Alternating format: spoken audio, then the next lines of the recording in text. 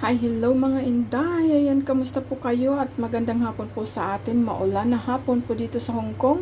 Ayan po, ako po ay magluluto ng ngao tin. Ngao tin sa Cantonese. Pero ito po ay beef fillet. Na-blanch ko na po yan. Ayan.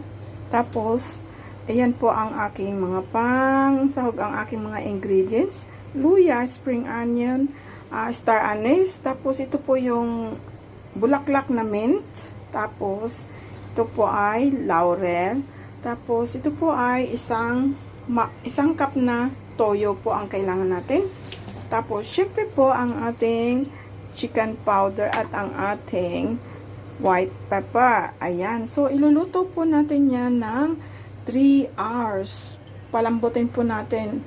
Iluluto natin ng slow fire. Once na kumulo na po yung tubig at nilagay na po ang lahat ng ingredients,